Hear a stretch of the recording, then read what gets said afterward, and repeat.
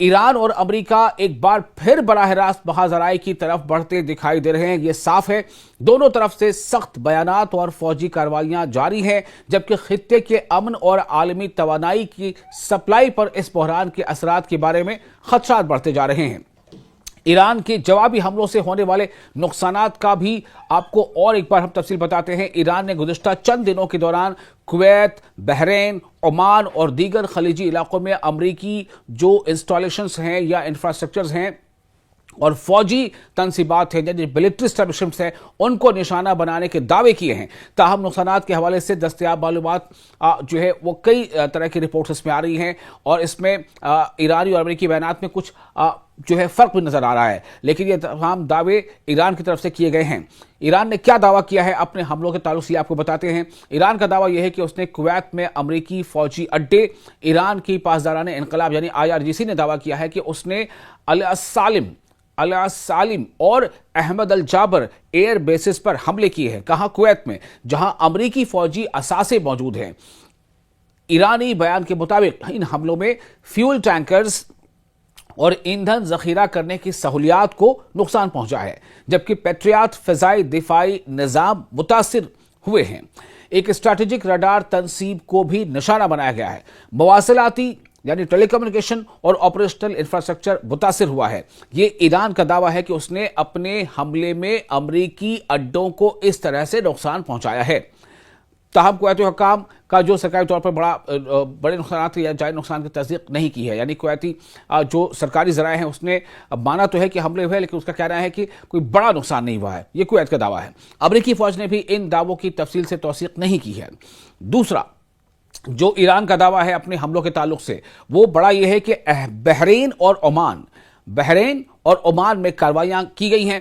ایران نے دعویٰ کیا ہے کہ اس نے بحرین میں امریکی فوجی تنصیبات اور عمان میں رڈار سسٹمز کو نشانہ بنایا ہے۔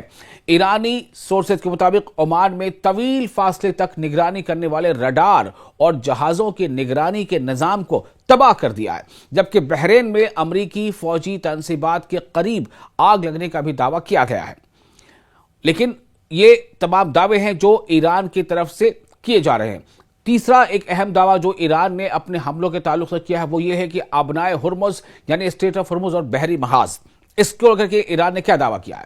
ایران نے کہا ہے کہ امریکہ اور بعض علاقائی ذرائع کے مطابق ایران کی کارروائیوں نے اسٹریٹ آف ہرمز میں بحری آمد و رفت کو متاثر کیا ہے، یعنی اسٹریٹ آف ہرمز سے گزرنے والے جو ٹینکرز ہیں ان کی جو تعداد ہے وہ بہت زیادہ متاثر ہوئی ہے، ان کی تعداد میں نمایاں کمی آ گئی ہے۔ امریکی اور اماراتی حکام نے دعویٰ کیا ہے کہ ایرانی میزائل حملوں میں 2 آئل ٹینکر متاثر ہوئے، ایک عملے کا رکن ہلاک اور متعدد زخمی ہوئے ہیں۔ اس واقعے نے عالمی توانائی منڈیوں میں تشویش پیدا کی ہے اور تیل کی قیمتوں میں نمایاں اضافہ دیکھا گیا ہے۔ کچھ ذرائع سے جو خبر آ رہی ہے اس کے مطابق 10% سے بھی زیادہ کا اچھال تیل کی قیمتوں میں دیکھا گیا ہے۔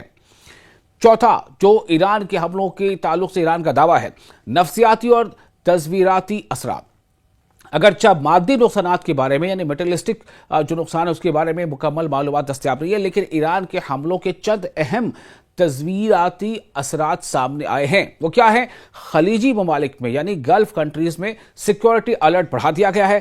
امریکی فوجی اڈوں کے دفاعی نظام مزید فعال کیے گئے ہیں۔ جتنے بھی امریکی فوجی اڈے ہیں گلف کنٹریز میں، وہاں پر انہیں اور زیادہ ان کے ڈیفنس کو ایکٹیو کر دیا گیا ہے، اور وہاں پر ایک ڈر کا ماحول ہے، چونکہ ایران ایک ایک کر کے تمام امریکی فوجی اڈے یا ملٹری انسٹالیشن کو نشانہ بنا رہا ہے۔ فضائی دفاعی نظام اور انٹرسپٹر میزائلوں کا بڑا استعمال ہوا ہے۔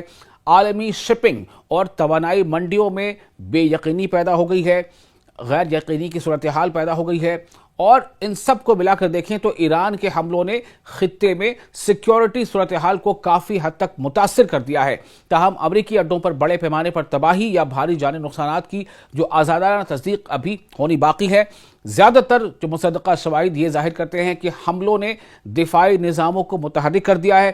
فضائی یعنی ایئر اور بحری آپریشن یعنی ایئر اور نیول جو آپریشن ہے ان پر دباؤ بڑھا ہے اور پورے ریجن میں فوجی اور سفارتی کشیدگی کو مزید شدید کر دیا ہے۔ وہیں دوسری طرف امریکی حملوں نے ایران کے اندر متعدد فوجی اہداف کو نقصان پہنچایا، ایسا امریکہ کا دعویٰ ہے، جس کے نتیجے میں دونوں ملکوں کے درمیان تصادم کا خطرہ بدستور برقرار ہے۔